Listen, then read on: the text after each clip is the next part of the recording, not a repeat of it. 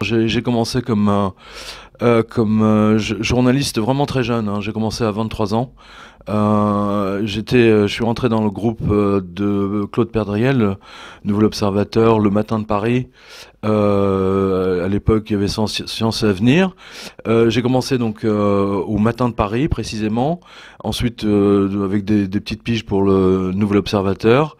Et lorsque Max Gallo qui était secrétaire général de l'Élysée, a été nommé rédacteur en chef du Matin. Hein, parce que c'était une volonté, je sais pas pourquoi d'ailleurs. À l'époque, les journalistes avaient des réactions politiques, puisque toute la rédaction du journal Le Matin avait démissionné. C'était un journal de gauche, hein, mais il n'avait pas accepté justement que le secrétaire général de l'Élysée soit nommé rédacteur en chef. Donc tout le monde, enfin quasiment 90% de la rédaction a démissionné. Et pour ma part, bah, je me suis retrouvé parce que moi je m'occupais à l'époque, c'était vraiment quelque chose qui était en train de naître, c'était l'informatique, hein. C'était les micro-ordinateurs, les premiers Apple, etc. Et donc je me suis retrouvé, donc parce que Philippe Tesson envoyait mes papiers, et le lendemain je me suis retrouvé au Quotidien de Paris où je suis resté quasiment 20 ans, quoi. Enfin, jusqu'à la fin du journal. Ensuite, j'ai conjointement été donc rédacteur en chef de France Câble et Radio, qui était le bras armé de France Télécom. Enfin, c'était Internet avant Internet, hein, parce que c'était des réseaux.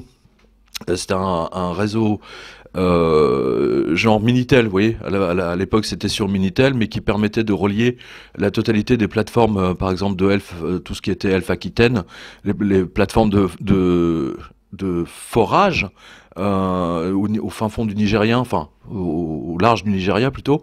Et donc il y avait énormément de banques aussi qui me suivaient, et je donnais tout ce qui était information technologique, informatique, et de puissance de calcul, vous savez, pour les grands groupes informatiques, en fait, pour les grosses multinationales, qui étaient vraiment passionnés par mes papiers. En fait, déjà à l'époque, je faisais une revue de presse qui était similaire à celle-ci, mais qui était, elle, très high-tech, hein, parce que là, c'était vraiment du réseau, satellite et puissance de calcul ce qu'on appelait à l'époque des mainframes.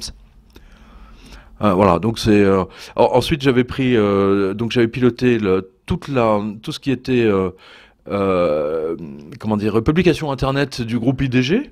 Et alors c'était assez curieux d'ailleurs, puisque donc à l'époque il y avait Le Monde Informatique, il y avait Réseau et Télécom, Distributique, enfin pas mal de journaux comme ça, vraiment toujours spécialisés. Et donc je leur avais annoncé 4 mois avant, hein, 5 mois avant même. Je leur avais dit, mais attendez, tout ça c'est une bulle, c'est de l'internet, c'est une bulle, ça va exploser. Aucun des plans financiers que vous avez mis en place ne fonctionnera. Vous allez vous retrouver à pleurer et vous serez obligé de faire des licenciements massifs. Et alors, bien entendu, le conseil d'administration avait dit que j'étais Cassandre, et donc ils m'ont gentiment demandé de partir. À la suite de quoi, ben, avec un autre journaliste du quotidien, Henri Tricot, ben, on a lancé, à l'époque, on a lancé la maison d'édition, le Quotidien de Paris, qui aujourd'hui est dirigé maintenant par et qui appartient d'ailleurs à Marie-Hélène Kervarec. Et vous voyez que déjà à l'époque, j'essayais de prévenir, mais là c'était vraiment dans mon entourage proche, un désastre, hein. Ils ne m'ont pas écouté, et malheureusement 4 mois après, une fois que la bulle a vraiment explosé, elle a explosé grosso modo, je crois 6 mois après mon départ, quasiment la moitié se sont retrouvés, ont été jetés à la rue. Hein, voilà. Et pas que chez IDG, hein, c'était l'intégralité de tout ce qui était high-tech, et surtout, bien entendu, presse financière. Parce que ce qui est étonnant, si vous voulez, c'est que l'avidité fait que les gens ne veulent pas voir la réalité. C'est très intéressant parce que c'est toujours valable aujourd'hui. L'avidité porte les gens beaucoup plus loin, et comment dire, et leur permet de croire qu'ils vont qu'ils vont se porter mieux, comme si seul l'argent permettait d'apporter un bien-être. Alors que on voit bien que la spiritualité permet d'avoir un bien-être infiniment plus important dans la vie des gens. Mais bon, ça c'est un autre sujet, on va dire ça comme ça. Dire aux gens qu'il y a une catastrophe qui va arriver, eh bien, ils n'aiment pas. Hein, voilà. Et donc ils préfèrent ne pas vous écouter et vous virer. Et vous savez, l'ironie de la chose, je repense à ça. L'ironie de la chose, c'est que le PDG du groupe IDG, qui donc m'avait licencié, on va dire ça comme ça, 8 mois plus tard, était venu me demander, parce que lui-même s'est retrouvé au chômage, était venu me demander de l'embaucher donc au sein de la maison d'édition qu'on venait de lancer avec Henri Tricot. Vous voyez, les gens ne veulent pas croire quand on... Pourtant, tous les signaux sont là. Il suffit simplement de regarder. Il suffit d'analyser. C'est pas bien compliqué. On n'a même pas besoin d'être un analyste financier. La preuve, c'est que les analystes financiers sont des crétins finis, puisque même eux n'ont pas vu la crise venir. C'est ça qui est incroyable. Hein, tous les comptables, experts comptables, commissaires aux comptes, sans parler des banquiers, hein, voilà, des directeurs financiers, ils n'ont pas vu la crise arriver. Et c'est tout à fait extraordinaire. Pourtant, tous les signes étaient là.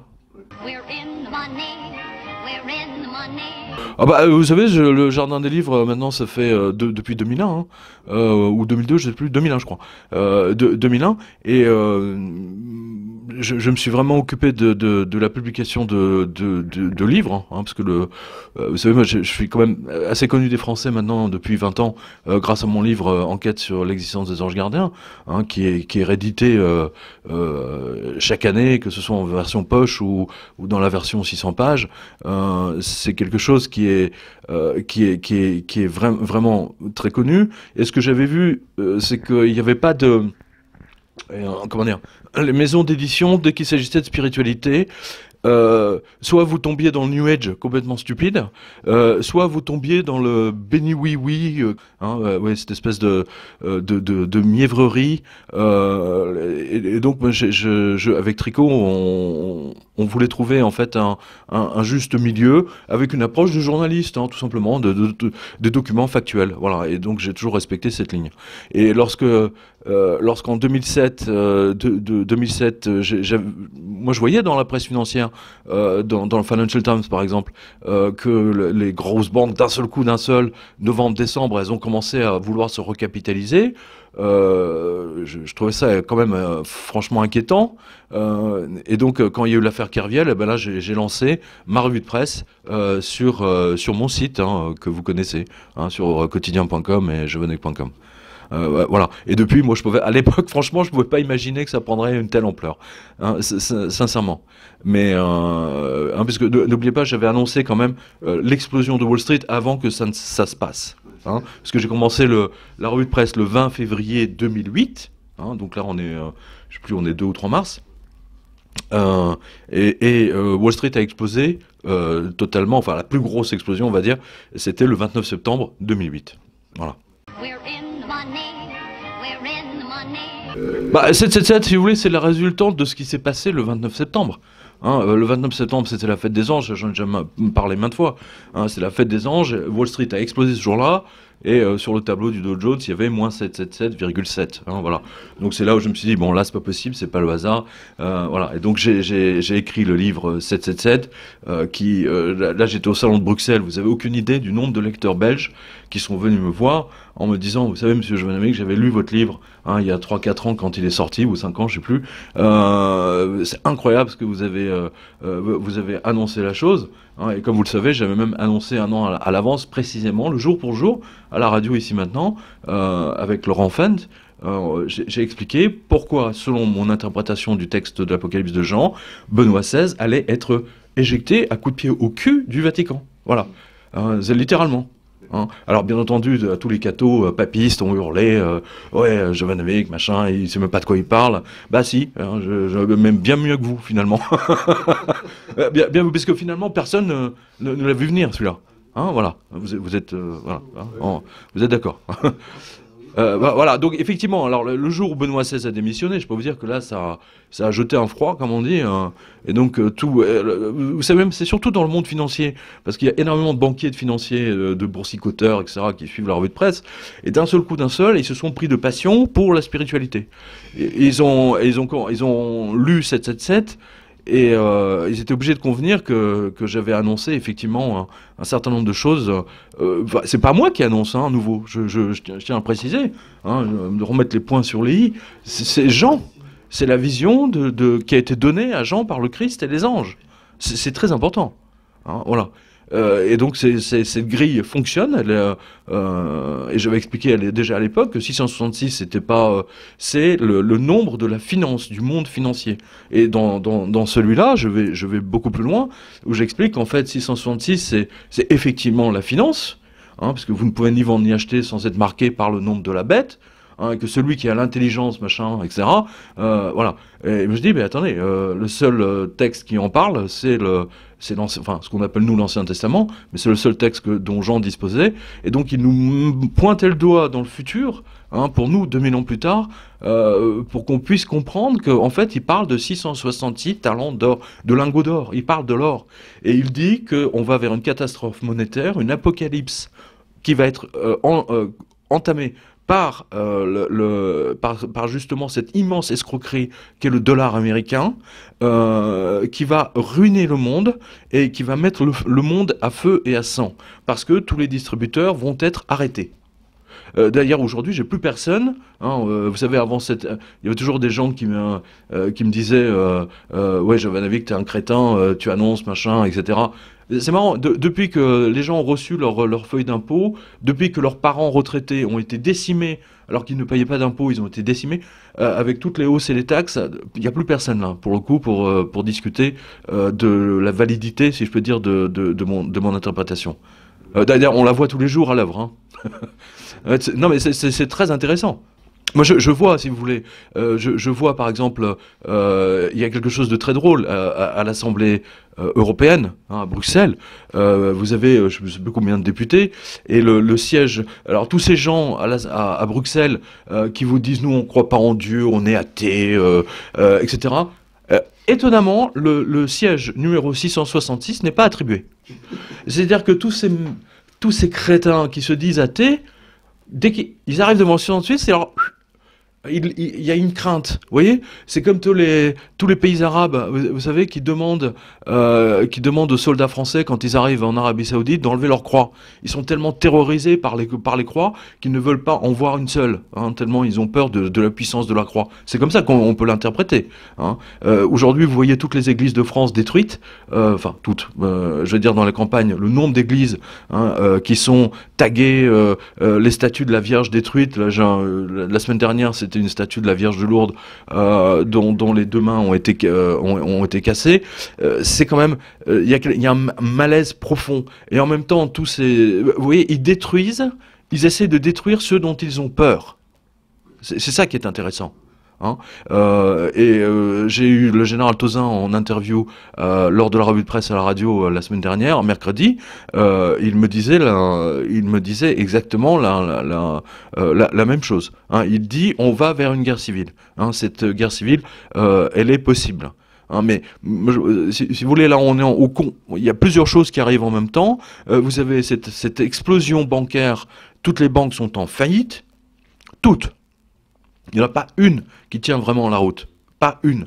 Hein, la seule qui tenait la route jusqu'à présent, c'était HSBC, et vous avez vu l'acharnement de la CIA et de la NSA à détruire cette banque, hein, et c'est un dossier que je suis maintenant depuis 2012, hein, parce que déjà j'en parlais de la liste, vous savez, de la liste Lagarde, en disant que la DGSE avait cette liste, hein, et on a appris hier ou avant-hier que effectivement la DGSE avait confié un micro, un mini micro, tellement petit, il était coincé dans un livre comme ça, vous voyez, au bord, donc il était vraiment imperceptible, et il était indétectable. Hein, donc la DGSE est vraiment dans le coup, et la DGSE travaille bien entendu la main dans la main avec la CIA. Voilà, c'est intéressant d'ailleurs de voir toutes ces connexions. Hein. Là, voilà, on va vers une sorte de. Vous avez lorsque tous les distributeurs vont s'arrêter, vous voyez, la haine va ressortir. C'est ça qui va se passer. Hein, parce qu'on a vu ça à chaque fois. Ouais, il se passe ce qui s'est déjà passé dans les autres pays, hein, c'est un chaos total. Les Français ne sont, contrairement aux pays de l'Est, eux sont pas entraînés. Hein, ils ont vécu dans l'opulence depuis depuis l'arrivée de Gaulle, hein, grosso modo. Donc en conséquence de quoi. Ils sont pas du tout entraînés, par exemple, comme les Russes, comme les Bulgares, tous ceux qui ont connu la pénurie et qui vivaient avec le système D, hein, ou les Serbes par exemple, hein, qui ont vécu l'une des plus grandes arnaques bancaires de l'histoire. Non, je commence avec Saint-Pierre, hein, très précisément. Hein, et justement, ce n'est pas un shekel qui distribue. Intéressant, hein, je le souligne d'ailleurs dans le livre. Le Christ, Pierre n'a pas l'argent pour payer un péage pour le Christ et lui-même, qui lui sont demandés par les prêtres juifs. Et donc le Christ demande à Pierre d'aller sur la plage, de jeter son hameçon, et lui dit dans le premier poisson qui va accrocher, tu lui ouvres la bouche et au fond de la gorge il y a une pièce que tu vas utiliser pour payer cette taxe, hein, cette écotaxe. Voilà. Et cette pièce, c'est très important. Je pense que même les auteurs des évangiles n'ont pas fait vraiment attention à ce détail, mais c'est une pièce grecque. Ce n'est pas un shekel. Donc déjà, c'est très intéressant parce que le Christ affichait son mépris total. Il respectait la monnaie grecque, mais il méprisait le shekel juif. C'est très intéressant à observer. Je le souligne, hein, dans le livre. Oui, oui. Alors pourquoi?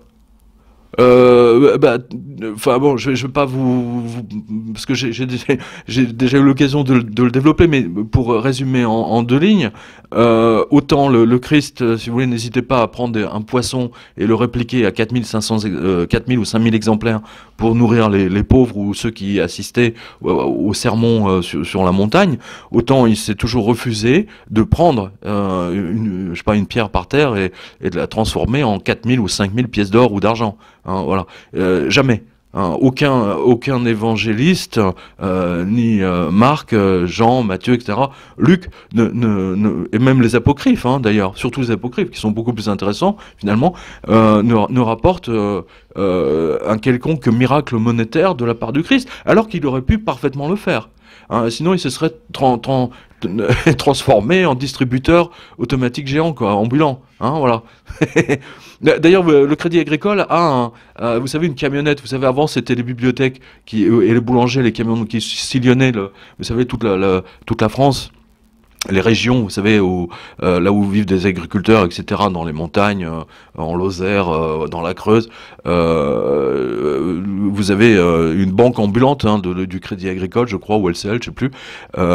Donc et le Christ, lui, bon, qui marchait beaucoup, effectivement, aurait pu être aussi une banque ambulante par cette méthode-là, mais il a refusé de le faire. Donc il a refusé d'inventer une valeur qui n'existait pas. La seule fois il l'a fait en produit fini, hein, et en consommation immédiate. Et il a jamais trop insisté, vous voyez. Et je pense que ces miracles étaient faits pour rentrer dans l'histoire. Mais le miracle de la pièce dans la bouche du poisson, on est un autre historique. Et qui nous enseigne, enfin du moins moi je l'ai interprété comme cela, et tous les lecteurs depuis sont tout à fait d'accord avec moi. Ils me disent effectivement, pour les catholiques qui vont à la messe régulièrement, ils nous disent jamais nos curés africains qu'on voit avec des grosses baskets et en survêtement faire la messe, jamais, et même les curés français n'ont lu ce passage parce que, comme tous ces curés ne croient pas au surnaturel,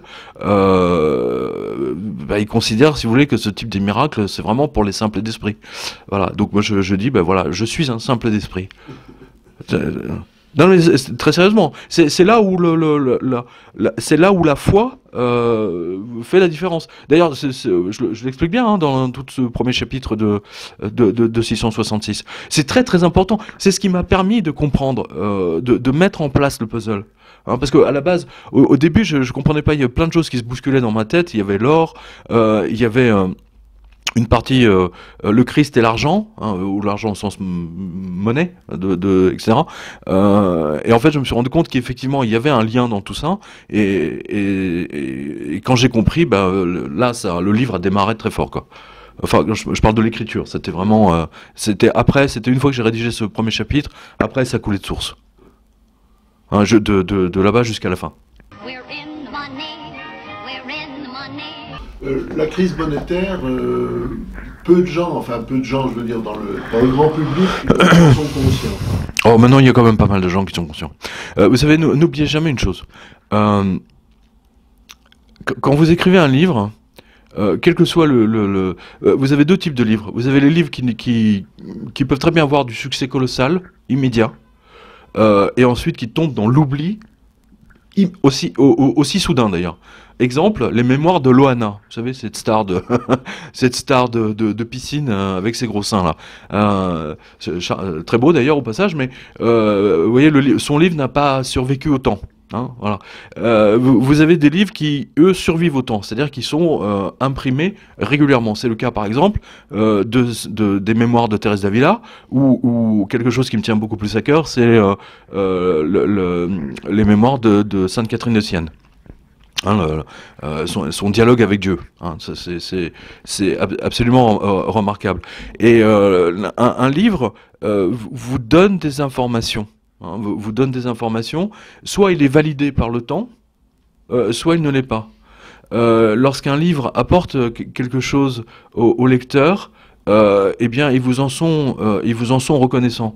Et très sincèrement, je pense qu'aujourd'hui, au vu de tous les lecteurs que je rencontre, je pense que ces livres apportent l'information sûre, parce que je les ai prévenus longtemps à l'avance. N'oubliez pas, hein, j'ai commencé ça le 20 février de 2008. Et je peux vous dire que tous les gens qui ont acheté, par exemple, de l'or, ou de l'argent, métal, etc., dès 2008, mais ils me remercient. Je veux dire, ils m'offrent des cadeaux. Vous en avez vu un certain nombre. Hein, il y a même une petite vierge là, c'était trop mignon. C'était à Avignon d'ailleurs. Elle vient d'Avignon. La capitale des autres papes, on va dire ça comme ça. Non mais c'est très important. J'ai eu l'occasion de le dire à la radio. Être informé, c'est la base de tout. Vous avez des gens qui ne voudront jamais être informés. Tant pis pour eux. C'est la même chose qui s'est passée en 1940. Vous avez des gens qui ne voulaient pas être informés, qui croyaient toutes les conneries que les journalistes de l'époque leur racontaient en disant que les Allemands vont aller se fracasser, se suicider sur la ligne Maginot. Ils ont juste contourné la ligne Maginot, ils ont envahi la France en 5 minutes, hein, je résume, hein, et du jour au lendemain, je le rappelle pour la énième fois, mais c'est très important de le dire, hein, plus personne n'acceptait les billets de la Banque de France. Voilà. Et là aussi, c'est les pièces d'or et les pièces d'argent qui ont parlé. Hein, voilà. Donc, tous ces lecteurs ont été avertis et ils ne se sont pas rendus malades. Tous les gens qui vont découvrir l'étendue du désastre, ça sera trop tard. Non seulement ils seront dans une situation catastrophique, mais en plus ils vont se rendre malades. C'est comme ça qu'il faut le voir. Quand vous avez l'information, vous ne vous rendez pas malade. Vous savez que ça va se passer, et puis c'est tout. Voilà, donc après, chacun voit midi à sa porte, mais au moins les gens sont informés. En tant que journaliste, j'estime avoir fait mon travail, et de le faire encore chaque semaine. C'est très important. Contrairement aux autres journalistes, je pourrais véritablement me regarder dans la glace et dire j'ai fait mon boulot. Ça ne sera pas le cas de Monsieur Langlais, par exemple. Hein, ça ne sera pas le cas des journalistes de BFM et de iTélé et de toute cette télévision d'État qui désinforme les Français à longueur de temps. Alors, dites-nous comment ça va se passer. En pratique. Comment ça peut se passer? Vous savez, ça va se passer de la même façon que ça s'est passé en Argentine. Hein, c'est un cas classique.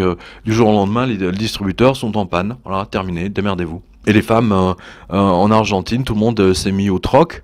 Sans parler de la catastrophe, hein. Il y a eu des manifestations. Je veux dire, les Argentins ont tout cassé. Mais rien n'y fait, si vous voulez, parce que le gouvernement va se planquer en disant nous n'y est pour rien.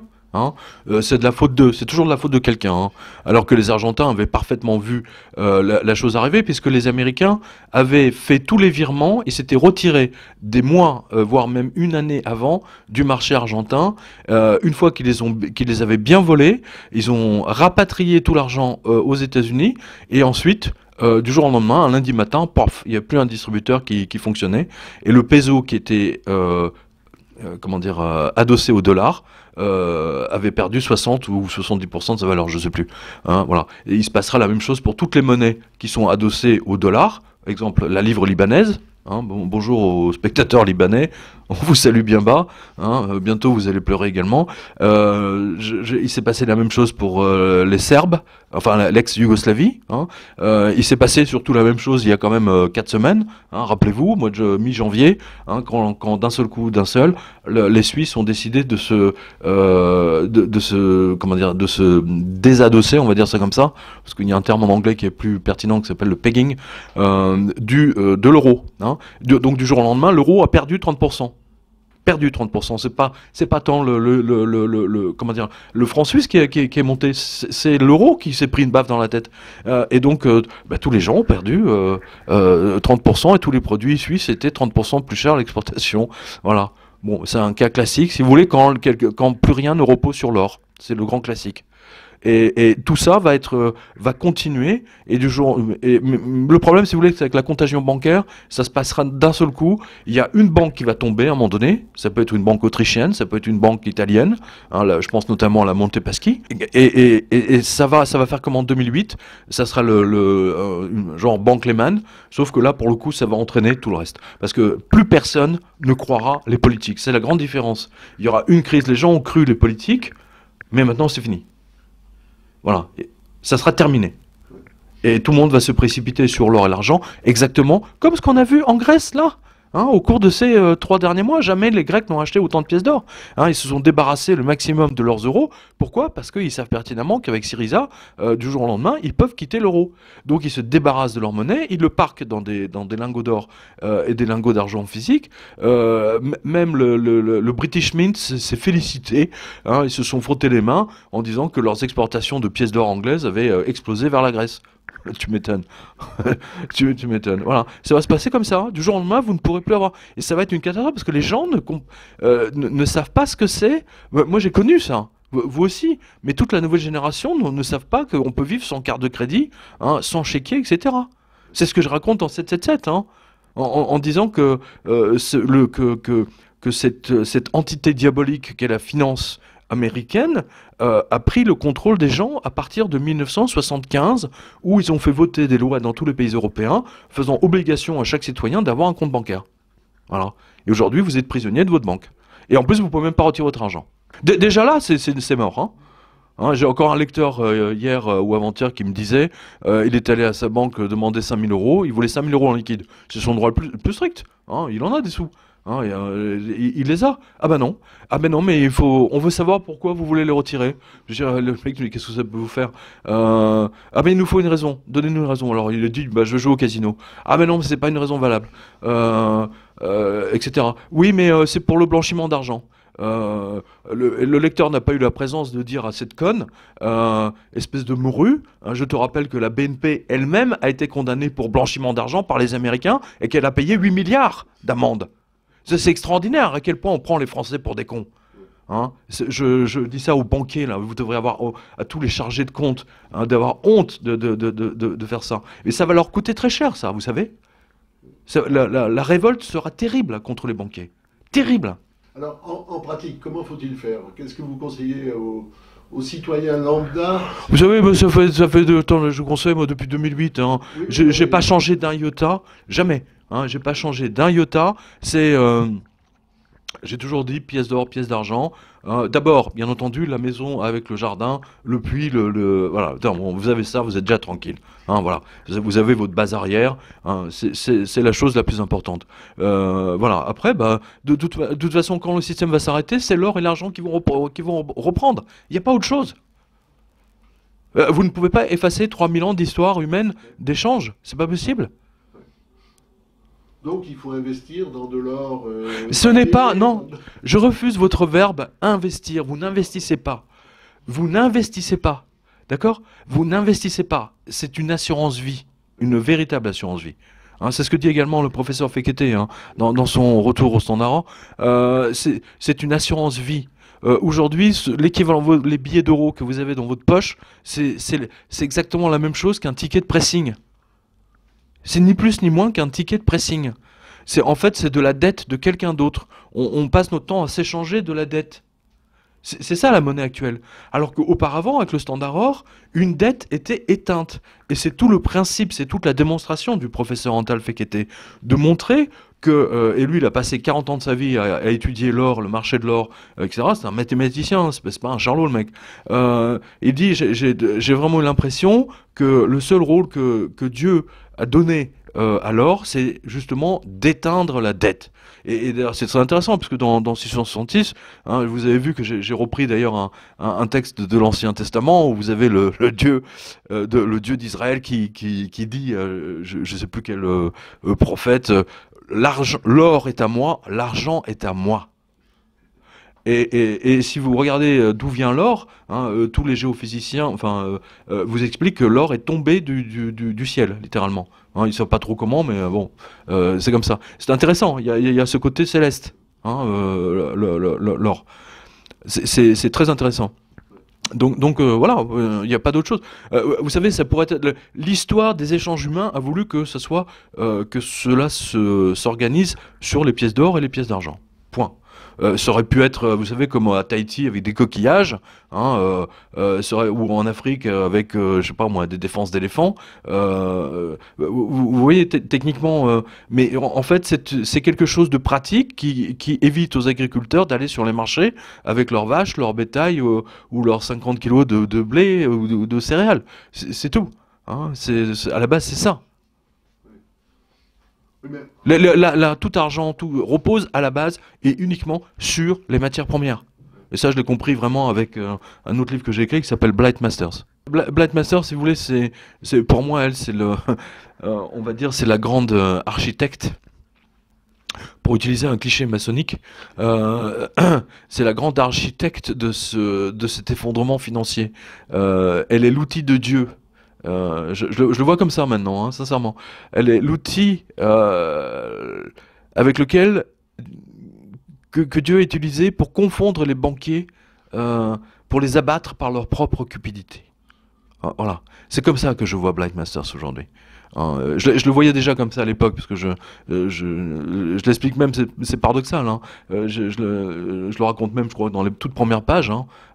Mais aujourd'hui, avec le recul, je la vois vraiment comme l'organisatrice, malgré elle, hein, à l'insu de son plein gré, on va dire ça comme ça, de ce chaos immense. Parce que n'oubliez jamais une chose, Blight, avec son invention, elle n'a pas pu ruiner le monde à elle toute seule. Il a fallu que des États entiers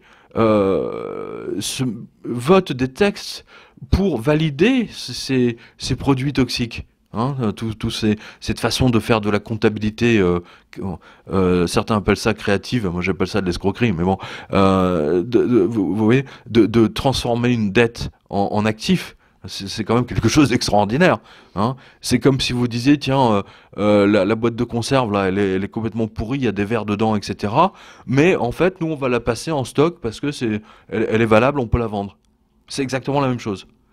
Et ce qui est extraordinaire, c'est que la puissance d'avidité de ces banquiers financiers est telle qu'ils ont, plutôt que de regarder la boîte de conserve pourrie avec les verres dedans, hein, ils ont préféré écouter la puissance évocatrice des mots de Blight Masters, hein, en disant ben non, finalement c'est très bien, hein, on va les vendre en tranches, comme elle les appelait ça.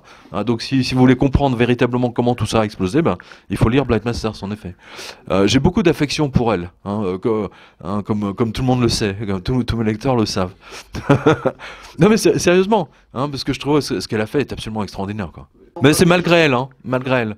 Je prends mes euros, je vais à la banque, j'achète de l'or, je le mets où? Ben là, vous allez surtout pas à la banque pour acheter de l'or, ils en ont pas. Non, mais attendez, ils en ont pas. Hein. Hein, allez sur la revue de presse, vous avez tout un tas de liens. Je le mets où après? Parce que si vous le si mettez je le mets où? à la banque, je me retrouve dans Mais attendez, mais soyez pas ratés avec ces questions débiles, je vous en supplie. Attendez, vous voulez faire quoi? Vous voulez mettre à la banque? Votre banque va être fermée. Vous allez le récupérer comment? C'est ce que je vous dis. Voilà, vous avez, je veux dire, vous pouvez mettez-les chez vos parents, trouvez autre chose, confiez-le à votre frère, votre sœur, peu importe, débrouillez-vous. Débrouillez-vous, vous voyez ce que je veux dire? C'est pas mon problème. Moi, je suis pas là pour dire aux gens, faites ceci, faites cela. Chacun fait, je veux dire, attendez, non mais c'est important, moi j'apporte des informations, après, attendez, faut se débrouiller, hein, je suis pas là pour vous prendre la main et... c'est la hein. créativité, la créativité. Bien sûr, bah, c'est la créativité.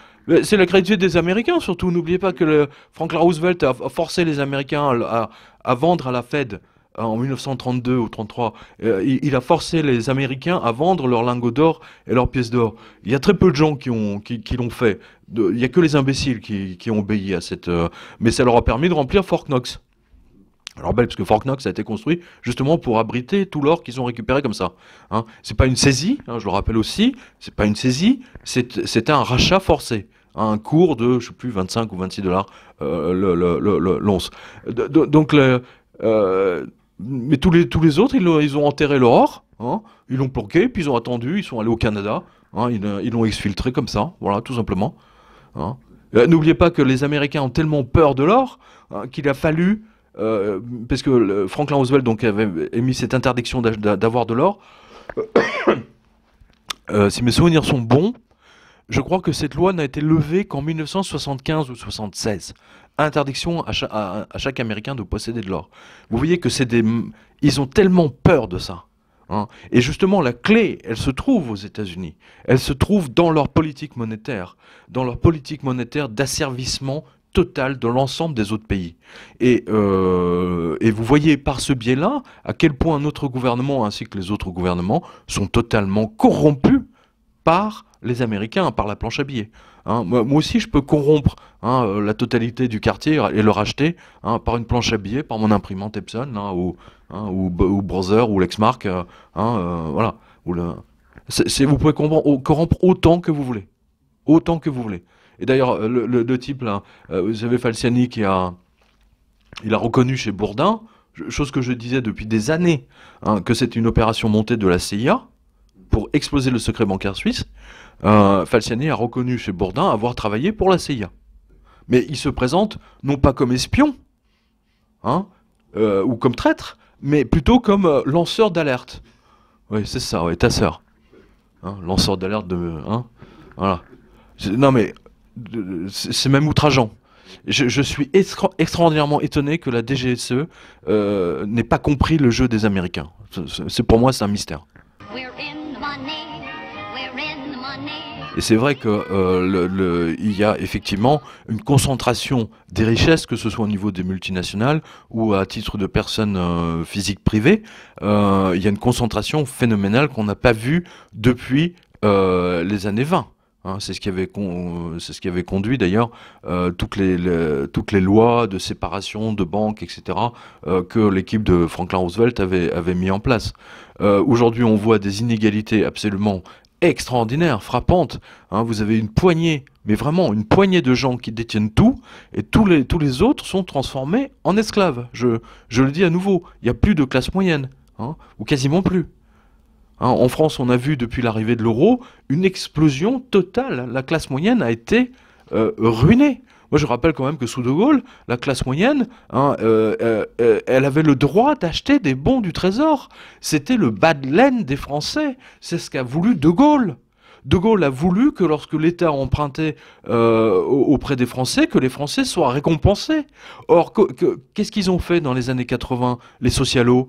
Les premières choses qu'ils ont faites, hein, d'un seul coup, vous ne pouvez plus acheter, interdiction au peuple français, individuel, hein, je dis, d'acheter du bon des trésors de la France. Aujourd'hui, seules les banques étrangères ont le droit d'acheter du bon du trésor, ce qui fait que nous sommes esclaves de banques étrangères. Si les Français détenaient tous les bons du trésor de la France, on ne devrait rien à personne. Même si le gouvernement était endetté, au moins ça serait entre nous et nous. Hein. Il y a quand même une protection géopolitique, on va dire ça. Hein. Mais elle tient justement. Vous voyez à quel point la politique monétaire est importante. Si vous perdez votre politique monétaire, vous perdez le contrôle du pays. C'est aussi simple que ça. Or, le plus grand traître à ce niveau-là, ça a été Giscard d'Estaing. C'est le plus grand. Le plus grand. Et tous les autres ont continué parce qu'ils touchaient pas, ils comprenaient rien à l'économie. Ils laissaient ça. Vous savez, l'économie, en fait, les gens voient ça comme un truc de sorcier, vous voyez. Personne n'y comprend rien, mais c'est normal, il n'y a rien à comprendre. Quand la monnaie n'est pas adossée à l'or, il n'y a plus rien à comprendre. Après, c'est que du charabia, vous savez, c'est du marabout africain. Hein. Voilà, je guéris à distance. Hein. Voilà, je fabrique de la monnaie à distance. Oui. Non, mais c'est ça. Hein. Aucun des économistes que vous voyez là, à la télé, personne n'a vu la crise arriver. Personne. Je le rappelle, c'est vital de comprendre ça. Et tous ces mêmes crétins qui viennent vous expliquer comment en sortir. Mais c'est magique, c'est merveilleux. Putain, mais qu'ils aillent se coucher, quoi. Mais qu'ils devraient avoir honte et qu'ils se barrent la queue entre les jambes. Mais attendez. Mais c'est tellement évident, je comprends même pas. Mais vous voyez que quand vous contrôlez les médias, vous contrôlez le message que vous donnez aux pauvres. Hein? On salue les pauvres, les classes moyennes. Vous êtes rétamés, désolé.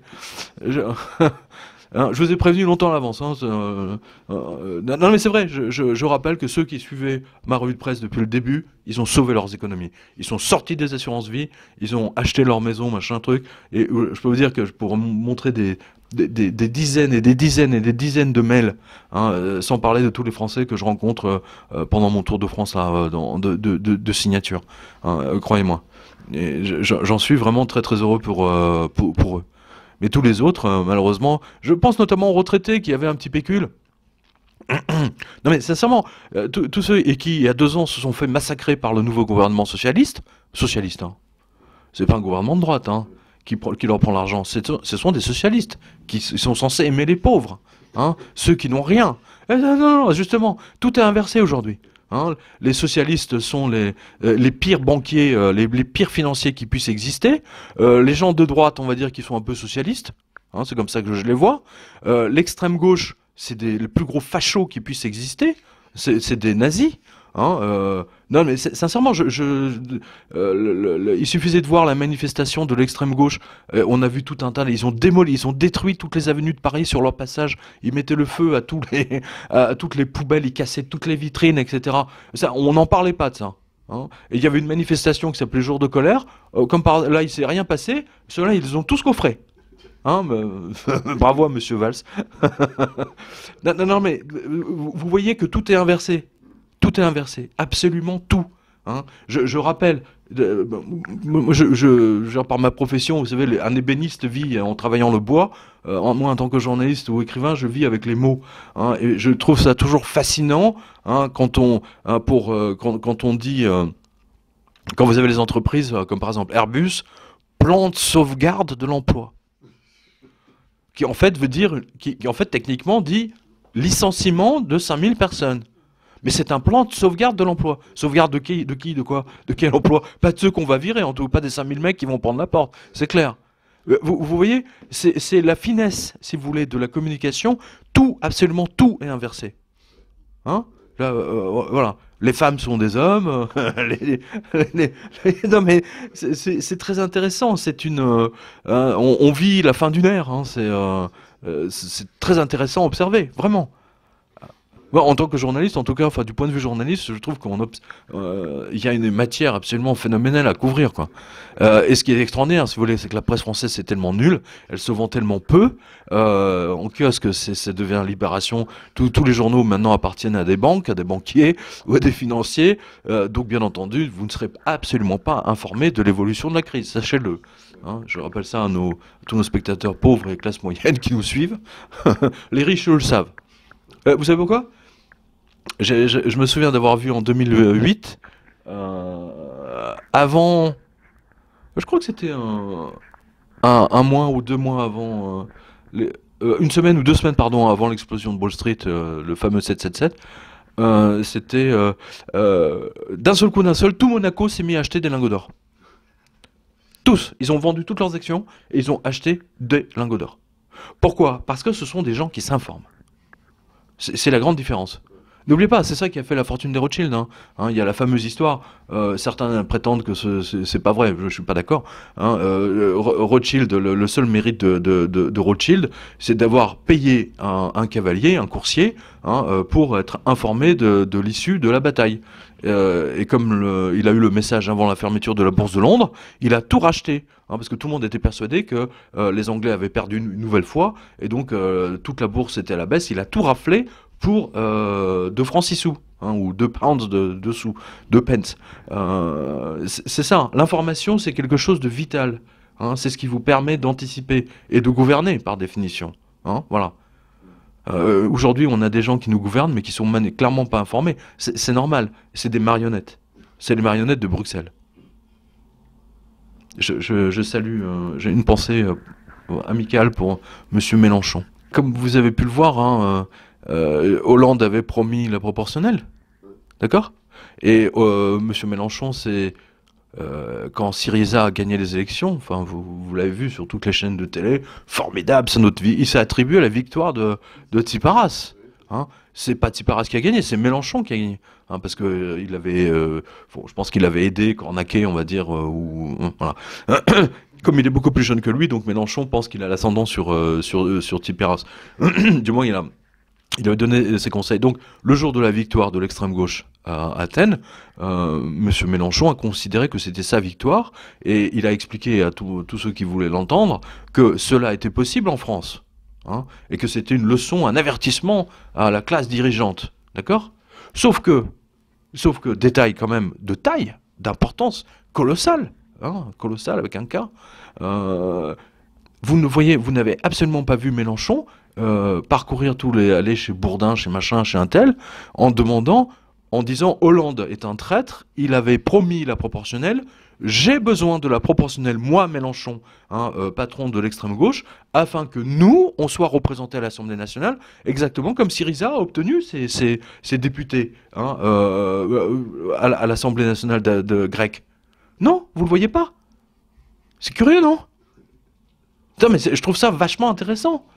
C'est même fascinant de voir le jeu politique invisible, hein, occulte, on va dire ça comme ça, occulte. Surtout quand on parle de la Grèce, ça prend des dimensions tout à fait nouvelles. Bref, non, vous voyez qu'il y a un double jeu chez Mélenchon, c'est très net. Hein. Non, voilà. Il ne réclame pas la proportionnelle. Pourquoi? Je sais pas, je serais à sa place, j'aurais harcelé chaque jour qui passe Hollande en le traitant de tous les noms parce qu'il ne respecte pas sa promesse de la proportionnelle. Et j'estime que la proportionnelle, c'est la moindre des choses pour un pays qui se dit soi-disant démocratique. J'estime que Mélenchon a autant le droit d'être représenté, hein, de différents courants, que Marine ou que d'autres partis plus ou moins minuscules ou moindres, disons. Je pense notamment aux indépendants, là, je sais pas quoi, l'UDI ou voilà, l'Union des ou Madame Boutin. Voilà, là, il faut que il faut que les canons parlent à un moment donné, hein, la voix du peuple parle. Et c'est la seule façon de piloter un pays. C'est d'avoir une Assemblée nationale représentative et pas des échanges entre UMP et PS, hein, pour empêcher un tel ou un tel de gagner. Ça ne peut pas fonctionner comme ça. Ça induit de la frustration et ça se termine toujours très mal. Ça ne peut que très mal se finir, cette affaire. Surtout avec la crise. Tant que tout va bien, tant qu'il y a de l'emploi, machin, etc., il n'y a pas de problème. Rappelez-vous, même Jospin, marxiste, hein, il a bénéficié de la poussée Internet avant que ça lui explose à la figure. Hein, voilà, il s'était même félicité des résultats absolument extraordinaires de la France. Hein, c'était juste la bulle Internet et tous les produits toxiques, hein, que le Crédit Agricole avait commencé à vendre.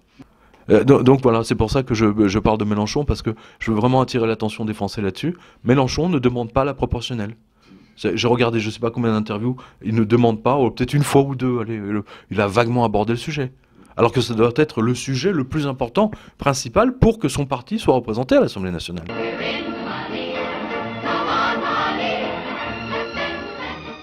Si on passe en revue les différents gouvernements de la France, les régimes par lesquels la France est passée depuis la dernière guerre, lesquels on trouve grâce à vos yeux? De Gaulle. Toute la période de Gaulle. Toute la période de Gaulle, bien sûr.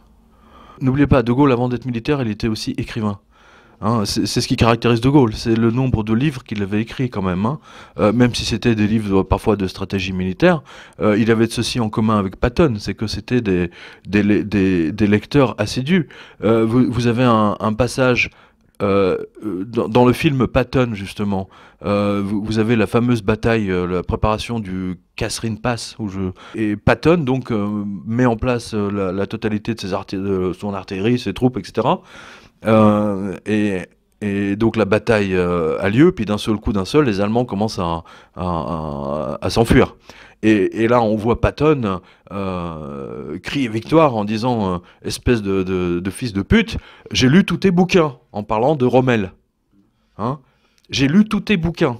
Hein, parce que bien Rommel était également un écrivain militaire, et donc Patton a lu tous les livres de Rommel, il a analysé sa stratégie, il a tout décortiqué, et il a parfaitement compris comment il allait mettre lui, comment il allait attaquer. Hein, voilà. Donc c'est ce qui caractérise De Gaulle. Hein, il avait beau essayer d'avertir, etc. Bon, ça, on sait ce que ça a donné. De toute façon, quand la gauche est au pouvoir, on sait que les militaires trinquent toujours. On le voit surtout en ce moment, d'ailleurs. C'est très intéressant. Hein, l'armée française est totalement détruite pour que la France ne ressemble plus à rien. Hein, voilà. Et de Gaulle avait parfaitement compris aussi, de par la totalité, si vous voulez, de modes de rémunération des soldats, parce qu'il y a une partie monétaire dans la stratégie militaire. C'est très important. Il a toujours vu, si vous voulez, que l'or, c'était la chose qui permettait à un pays de tenir. Et donc, il a toujours été pour le standard or. Et quand il a vu que les Américains déjà, quand ils ont commencé la guerre du Vietnam, ils ont commencé à faire tourner la planche à billets de manière absolument insensée. Il a vu que ça allait partir en vrille. Et il a demandé le retour au standard or. Hein, et il l'a dit dans sa fameuse conférence de presse. Je reviens toujours à celle-là, parce que pour moi, elle est symptomatique du génie de Gaulle. Un génie absolu. Nous estimons nécessaire que les échanges internationaux soient établis, comme c'était le cas avant les grands malheurs du monde, sur une base monétaire indiscutable et qui ne porte la marque d'aucun pays en particulier. Quelle base? En vérité, on ne voit pas qu'il puisse y avoir réellement de critères, d'étalons autres que l'or. Et un visionnaire et un génie. Dans sa simplicité justement de soldat, c'est vraiment important de souligner que De Gaulle est celui qui a relevé la France, de point de vue monétaire. Ne l'oubliez pas, hein, c'est son ministre à l'époque, son ministre des Finances, on va dire ça comme ça, de Pompidou, je crois, enfin vraiment tout à la fin, c'est Giscard, pardon, qui a apporté le dernier chèque de remboursement du plan Marshall, enfin tout ce que les Américains nous avaient prêté pour... si De Gaulle n'avait pas été là, on serait encore sous la dette d'il y a 60 ans. De Gaulle était un visionnaire, un génie. Pour moi, il n'y a même pas photo, quoi. C'est parce qu'il avait en plus de très bons conseillers. Il avait Jacques Rueff notamment, qui était un spécialiste justement de l'histoire de l'or. Il avait demandé au service, à l'époque c'était je sais pas comment ça s'appelait, le SDEC, je crois, les services d'espionnage, ils avaient une partie qui suivait justement toutes les évolutions monétaires des différents pays. Mais la partie de Gaulle, si vous voulez, n'oubliez pas, c'était quand même les 30 Glorieuses, et c'est ce que j'ai dit dans une interview précédente avec le Cercle des Volontaires. Dans 30 Glorieuses, il y a Glore, il y a Or. Mais c'est vrai, c'est toute cette partie-là, c'est jusqu'à Bretton Woods. Enfin, jusqu'au 15 août 71, c'était un standard or indirect. Et De Gaulle n'a jamais hésité justement à emprunter auprès des Français et à leur constituer le bas de laine, le fameux bas de laine, d'où venait entre autres la gestion le fameux truc bon père de famille qu'on a retiré d'ailleurs des textes. Vous savez à cause de quoi? À cause de la loi sur le mariage homo. Parce qu'avec les lesbiennes, vous allez gérer votre couple en bon père de famille, ça passe pas. Ouais, on vit ce genre d'aberration. Bref, De Gaulle a géré le standard or indirect de manière absolument magistrale, en s'endettant auprès des Français et en les remboursant et en les enrichissant. Ne jamais oublier ça. Aujourd'hui, vous ne pouvez pas acheter le bon. La clé, elle est là. C'est ça la clé. J'ai un de mes lecteurs, enfin plusieurs même, qui ont enregistré des conversations avec leur chargé de clientèle à la banque, hein, en disant, parce qu'ils ne me croyaient pas quand j'expliquais ça à la radio il y a 3-4 ans. Donc ils sont allés dans leur agence. Et ils ont dit, Madame BNP, je voudrais acheter pour 2000 euros de bons du Trésor de la France. La fille, elle est tombée de sa chaise, elle ne savait même pas ce que c'était. Donc déjà, ça vous donne le niveau de ces gens qui soi-disant financiers, n'y connaissent rien, d'une part, hein, très important, et d'autre part, à quel point ça a été enlevé, en toute discrétion. Alors que c'est ce qui a fait la gloire, justement, de la période gaulliste. C'est ce qui a relevé la France.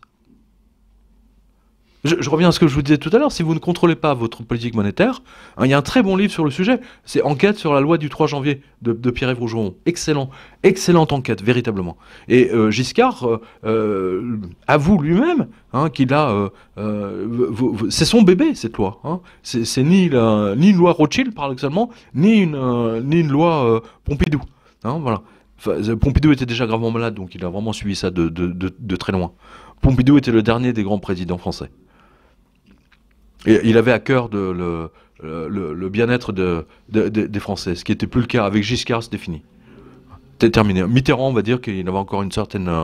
voilà. Mais après, c'est fini. Par rapport aux marionnettes qu'on a aujourd'hui, c'est clair. Donc, vive de Gaulle.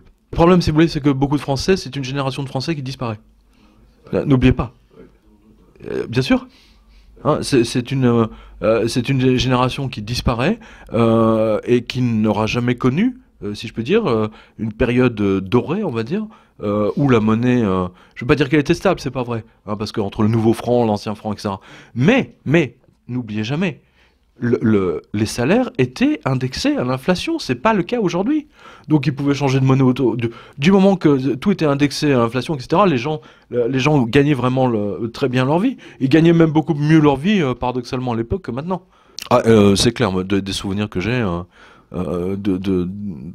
J'ai vécu ça même si j'étais très jeune. Hein, c'est effectivement les Français vivaient très bien.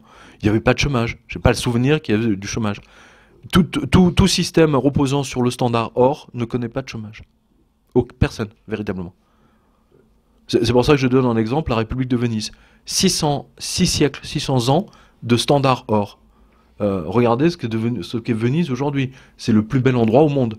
Il n'y a pas plus beau sur cette planète, techniquement. Et plus extraordinaire que Venise. Ils ne faisaient pas de dette, ils ne pouvaient pas faire de dette. Quand les coffres étaient vides, quand il n'y avait plus de pièces d'or, il n'y en avait plus. Hein. Puis on ne pouvait plus faire de dépenses, point. Impossible d'engraisser un banquier. Voilà.